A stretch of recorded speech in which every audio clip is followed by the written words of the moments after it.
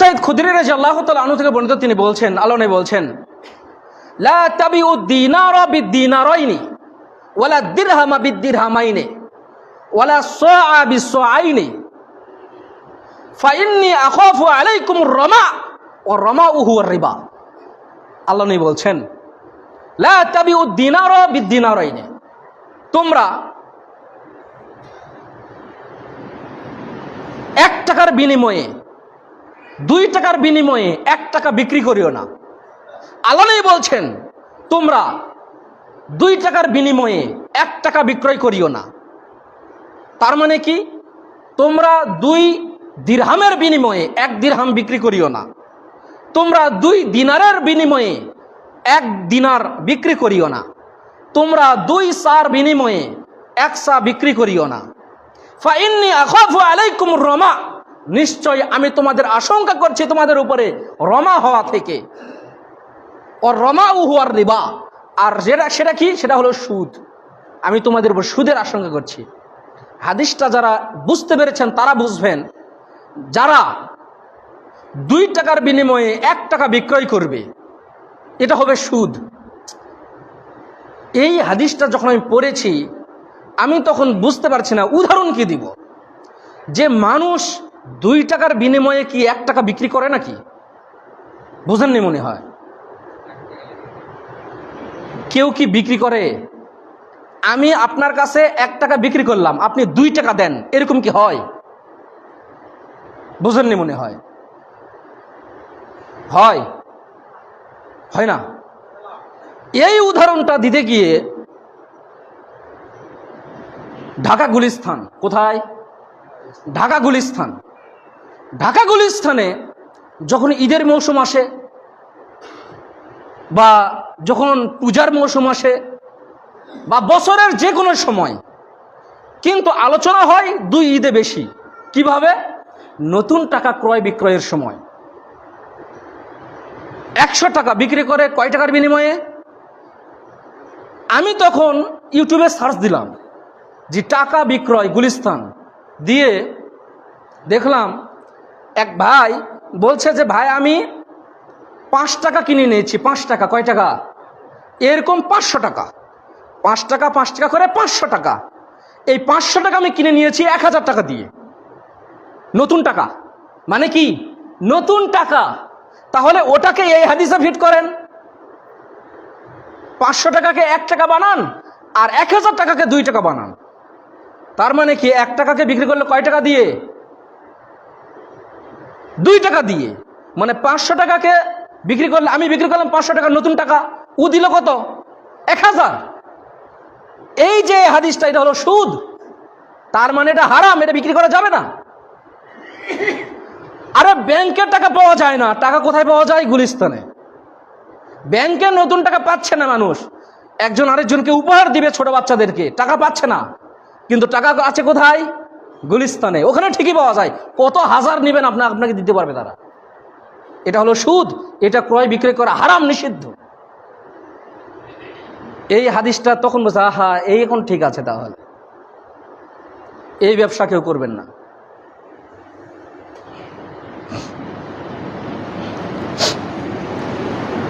আলহামদুলিল্লাহ ওয়াহদাহু ওয়াসসালাতু ওয়াসসালামু আলা মান লা নাবিয়্যা বা'দা, আম্মা বা'দ। আয-যাহাবু বিয-যাহাবি ওয়াল ফিজ্জাতু বিল ফিজ্জাতি ওয়াল বুররু বিল বুররি ওয়াশ-শাঈরু বিশ-শাঈরি ওয়াত-তামরু বিত-তামরি ওয়াল মিলহু বিল মিলহি মিসলান বিমিসলিন সাওয়াআন বিসাওয়াইন ইয়াদান বিয়াদিন ফাইদা ইখতালাফাত হাযিহিল আসনাফু ফাবিউ কাইফা শি'তুম ইযা কানা ইয়াদান বিয়াদিন। আল্লাহ নবী বলছেন, আয-যাহাবু বিয-যাহাবি, স্বর্ণের বিনিময়ে স্বর্ণ, রূপার বিনিময়ে রূপা, গমের বিনিময়ে গম, জবের বিনিময়ে জব, খেজুরের বিনিময়ে খেজুর, লবণের বিনিময়ে লবণ, মিসলান বি মিসলিন সাওয়াআন বি সাওয়াইন ইয়াদান বিয়াদিন। দুটার পরিমাপ যদি সমান হয়, দুটার পরিমাপ যদি সমান হয় এবং হাতে হাতে হয়, মানে সামনাসামনি, তাহলে বৈধ। মানে কি? আপনার কাছে যা পরিমাণ সোনা রয়েছে আমার কাছে তা রয়েছে, আপনার কাছে যে পরিমাণ গম রয়েছে আমার কাছে সে পরিমাণ গম রয়েছে, আপনিও চাষ করেছেন আমিও চাষ করেছি। আমি বললাম যে ভাই আমার বাড়িতে গম আছে, তো আমার গমটা একটু তুমি নাও, তোমার গমটা একটু আমাকে দাও, দেখি তোমারটা কেমন লাগে, আর তুমি আমারটা নাও, দেখো কেমন লাগে, বৈধ। ভাই আমার বাড়িতে খেজুর আছে, সৌদি আরবের কথা, খেজুর তো অনেক, ভাই আমার বাড়িতে কিছু খেজুর আছে, আমার খেজুর একটু তুমি নাও, তোমার খেজুর একটু আমি নেই, দেখি তোমারটা কেমন লাগে, তুমি আমারটা নাও একটু, যদি সমানের সমান হয় তাহলে বৈধ। ফাইদা ইখতালাফাত হাযিহিল আসনামু ফাবিউ কাইফা শি'তুম ইযা কানা ইয়াদান বিয়াদিন, এবং যদি ভিন্ন ধরনেরও হয়, পরিমাপ যদি সমান হয় এবং সামনাসামনি হাতে হাতে হয় তাহলে বৈধ। কিভাবে বলি, এখন তো আমরা টাকা দিয়ে অনেক কিছু ক্রয় করছি, তাই না? আমি আপনাকে প্রশ্ন করি, এই টাকার মালিক কি? আপনার কাছে যে টাকা আছে না, এই যে টাকাটা, এই টাকাটার মালিক কে? এই টাকাটার মালিক কে? আমার কাছে আছে মানে আমি না, এই টাকার মালিক আমি না, এই টাকার মালিক হচ্ছে কেন্দ্রীয় ব্যাংক। এই কেন্দ্রীয় ব্যাংক তিনি ধার দিয়েছেন বাণিজ্যিক ব্যাংকগুলোকে, সোনালী ব্যাংক, রূপালী ব্যাংক, ইসলামী ব্যাংক, তারপর ঢাকা ব্যাংক, মির্জা আব্বাস সাহেবের ঢাকা ব্যাংক, এদেরকে ধার দিয়েছে। আমার কাছে আসলে কিভাবে, এটা প্রশ্ন, এটা কিন্তু আমার না, এটা কিন্তু আমার না, তো কিভাবে এটা আমার না এটা আপনাকে প্রমাণ করছি। টাকার মালিক হচ্ছে কেন্দ্রীয় ব্যাংক, মানে বাংলাদেশ ব্যাংক। এই টাকার মালিককে বাংলাদেশ ব্যাংক ধার দিয়েছে কাকে? বাণিজ্যিক ব্যাংকগুলোকে। বাণিজ্যিক ব্যাংকে ধরে নেন একটা ইসলামী ব্যাংক, যেমন ইসলামী ব্যাংকে কিছুদিন আগে টাকা উঠাতে চাচ্ছেন, টাকা পাচ্ছে না। তো কিছুদিন আগে, 2-3 দিন আগে আমি খবর দেখলাম যে 10,500 কোটি টাকা বাংলাদেশ ব্যাংক ইসলামী ব্যাংকে ধার দিয়েছে। অনেক সময় এরকম দেয়, ধার দেয়, কিন্তু অনেক সমস্যা হলে ধার দেয়। তো ধরে নেন আপনি ব্যবসা করেন, আপনার চাতাল আছে, আপনার কিন্তু সুদ নিতেই হবে, তাই না? তো আপনি সুদ নিয়েছেন কার কাছ থেকে? ইসলামী ব্যাংক থেকে। এখন কথা হচ্ছে, আমি ধান চাষ করেছি, আমার কাছে তো টাকা নেই, তো টাকা আসলে কিভাবে, এটা তো প্রমাণ করতে হবে নাকি? আমি, আপনার চাতাল আছে, আপনাকে গিয়ে আমি ধানটা বিক্রি করলাম, আপনি আমাকে এই যে এখন টাকা দিলেন না, এখন হলো আমার, কিন্তু এই টাকা আমি চালাইলেও ইসলামী ব্যাংক বা বিভিন্ন ব্যাংকগুলোকে কেন্দ্রীয় ব্যাংকে সুদ দিতে হয়। আরেকটা কথা বলি, অনেকে বলেন না যে টাকার যদি হলো এখন 1,000 টাকা নোট সর্বোচ্চ আমাদের, তাই না? তো যদি 2,000 টাকা নোট ছাপায়, 5,000 টাকা নোট ছাপায়, তাহলে ভালো হবে না?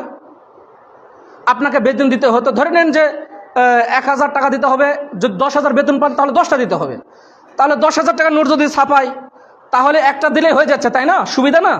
না, টাকা যত ছাপাবে টাকার মান তত কমে যাবে। কি বললাম? টাকা যত ছাপাবে টাকার মান তত কমে যাবে, বুঝতে পেরেছেন? এবং এই যে 1,000 টাকা সর্বোচ্চ আছে, এটা যত বড় বড় টাকা হবে, 5,000 টাকা, 10,000 টাকা, 20,000 টাকা নোট, একটা নোট 20,000 টাকা, এরকম যত বড় হবে মনে করবেন টাকার মান তত কমে যাচ্ছে, বুঝতে পেরেছেন? ইরানের এরকম আমাদের সর্বোচ্চ টাকা কত? 1,000 টাকা, আর ইরানের সর্বোচ্চ টাকা হলো 1 লক্ষ টাকা। কিছুদিন আগে দেখলাম 10 লক্ষ টাকাও ছাপাইছে, মানে একটা টাকার দামই হলো 10 লক্ষ টাকা। তার মানে কত নিম্ন দামে চলে গিয়েছে, বোঝেন? বুঝতে পেরেছেন কথাটা? এটা কেন? এই সুদের কারণে, দ্বিতীয় কোনো কারণ নেই। আপনি যত সুদী লেনদেন কমিয়ে দিবেন তত এই টাকার মান বাড়বে, বুঝতে পেরেছেন কথাটা? যত সুদী লেনদেন কমিয়ে দিবেন এই টাকার মান তত বাড়বে। এখানে টাকাতে লেখা আছে, হয়তো কবেন হ্যাঁ হুজুর আপনি বললে আপনার কথা মেনে নিব। এখানে লেখা আছে, দেখেন, চাহিবা মাত্র ইহার বাহককে দিতে বাধ্য থাকিবে। আজকে যদি সরকার বলে যে আপনাদের যার কাছে 50 টাকা আছে ব্যাংকে জমা দেন, 50 টাকা আজ থেকে বাতিল ঘোষণা করা হলো, তাহলে এই টাকার আর কোনো দাম আছে? তাহলে এটার কোনো দাম নেই। দাম কি? এই যে হাদিসে যেটা বললো, খেজুরের বিনিময়ে খেজুর। পরের অংশে যেটা বললো, যদি পদ্ধতিটা যদি ভিন্ন হয়, যেমন আমার খেজুর আছে কিন্তু আমার লাগবে চাল, আমি ব্যবসায়ীকে গিয়ে বললাম যে ভাই আপনার তো খেজুর লাগবে, আপনারা তো খেজুর চাষ করেন না, আমার খেজুর আছে, আমি খেজুর আপনাকে দিচ্ছি আর আপনি আমাকে চাল দেন। এইরকম ব্যবসা ছিল আগে। মানুষ বাজার করতে গেত কিভাবে? এখন যেরকম আমরা টাকা নিয়ে যাই, আগে মানুষ ব্যবসা করতে যেত যে আপনার কি আছে, গম আছে, আপনি বাজারে নিয়ে যেতেন। এখন আপনার আছে গম, লাগবে আপনার চাল, চাল যারা আছে তাকে গিয়ে বললেন ভাই আমার গম আছে, আপনার একটু চাল দেন, আমার গম নেন। এইভাবে হতো আগে লেনদেন। এই টাকার যখন বিস্তার লাভ করলো তখন এই টাকার পদ্ধতিটা ছড়িয়ে পড়লো, এই পদ্ধতিটা তখন ধামাচাপা পড়ে গেল। বুঝতে পেরেছেন কথাটা? হুট করে জীবনের প্রথম হয়তো আজকে শুনতেছেন, তো পরিপূর্ণভাবে বুঝবেন কিনা জানি না।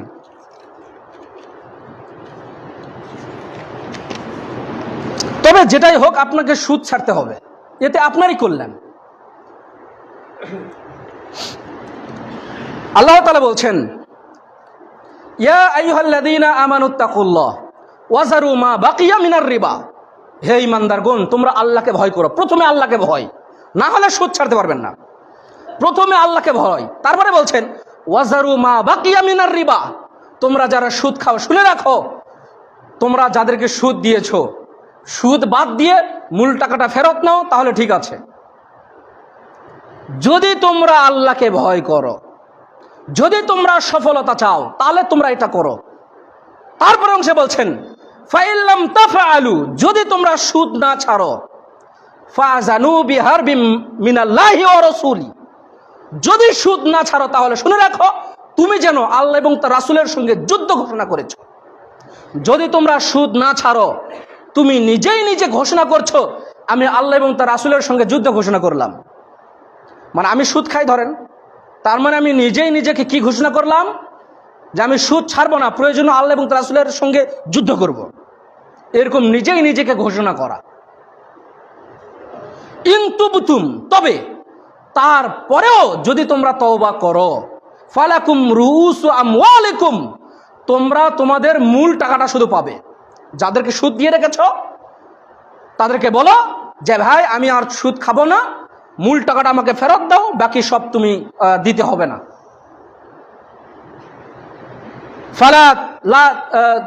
ফালা তাজলিমু, তোমরা কারো উপর জুলুম করো না, ওয়ালা তুজলামু, তোমাদের উপরেও কেউ জুলুম করবে না, এটাও তোমরা করো। মানে কেউ চায় না যে আমি জুলুম করি, আবার কেউ চায় না যে আমার উপর কেউ জুলুম করুক। অতএব এটা বাদ দেন, ইনশাআল্লাহ উপকার হবে। আল্লাহ তাআলা বলছেন ফাবিজুলমিন মিনাল্লাযীনা হাদ্দু হাররামনা আলাইহিমুত তাইয়্যিবাত। ইহুদিরা সীমা লঙ্ঘন করার কারণে আল্লাহ তাআলা তাদের উপরে পবিত্র বস্তুকে হারাম করে দিয়েছেন। উহিল্লাত লাহুম, যেটা তাদের উপরে হালাল ছিল।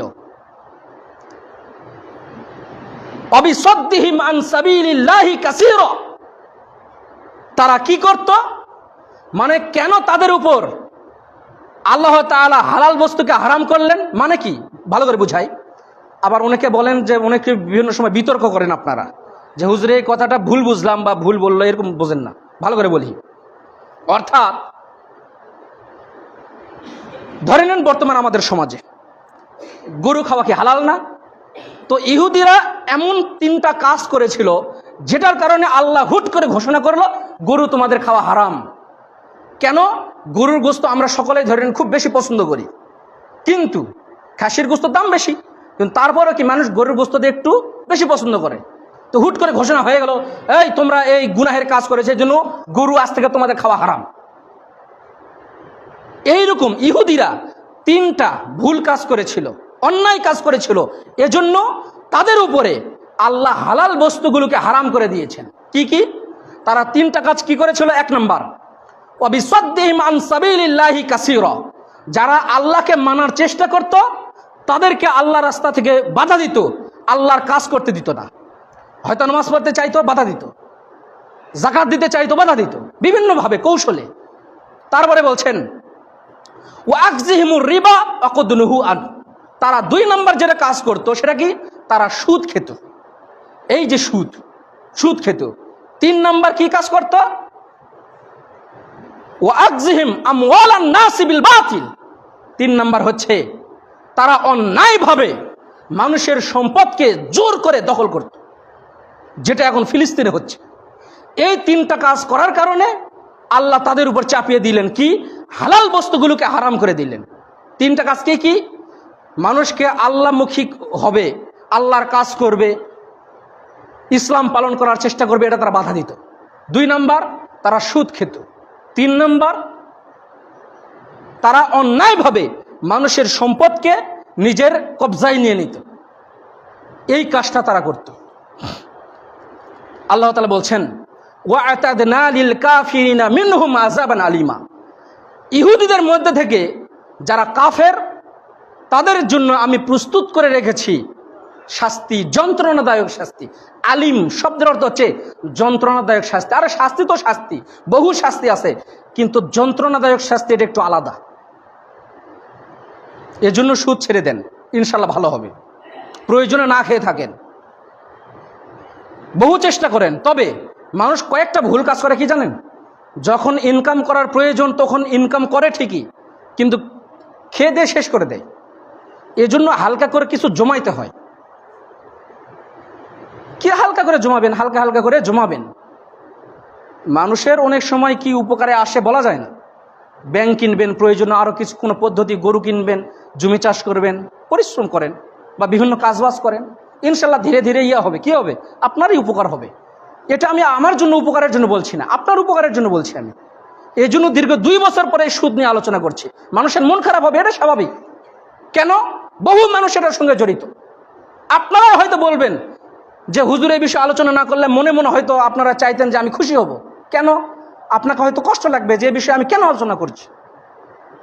আপনাদের মধ্যে থেকে এক ভাই হয়তো বলেছেন যে বিষয়ে একটু আলোচনা করা দরকার।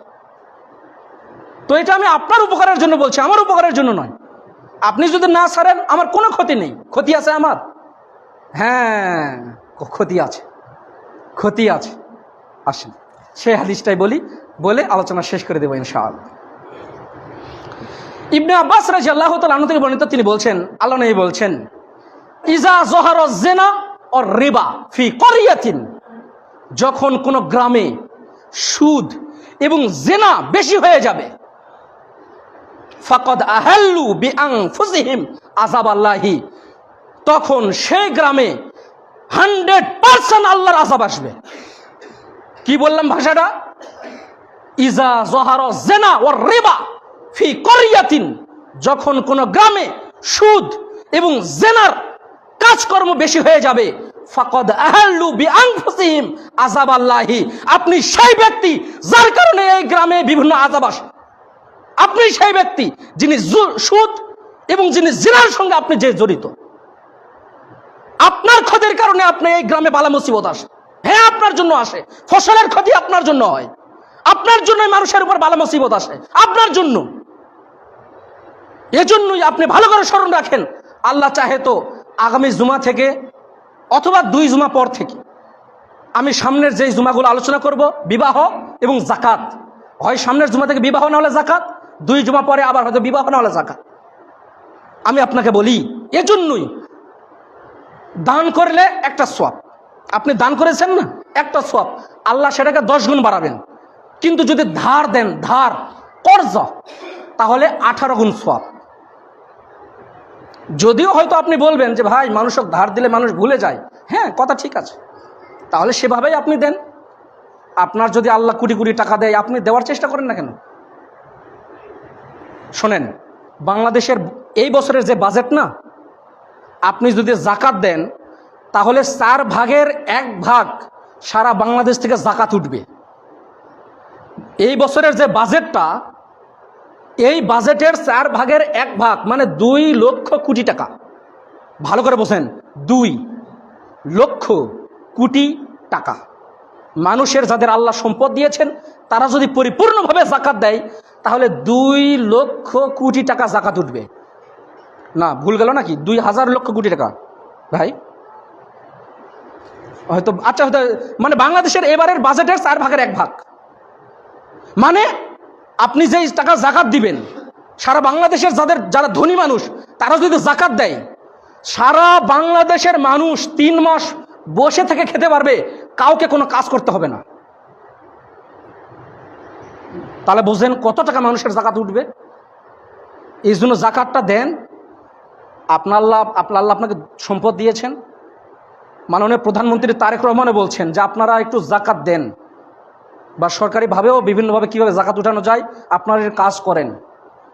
তো আপনারা এই গ্রামে যারা জানেন আল্লাহ যাদের সম্পদ দিয়েছেন, আমি এই গ্রাম বলবো না, আমি অন্য গ্রাম বলবো, ওই যে সামনে ওই যে গ্রামগুলো, তারা যে ধনী মানুষ, তারা যদি পরিপূর্ণ জাকাত দেয়, ওই গ্রামেই দেয়, অন্য বাইরে না দিল, ওই গ্রামে যদি দেয়, মানুষের উপকার হবে না? গরিব মানুষ যারা খেতে পারে না তাদের কত উপকার হবে। এই কাজগুলো করেন, ইনশাল্লাহ বাংলাদেশ সুন্দরভাবে হবে, একটা সুন্দর পরিবেশে হবে।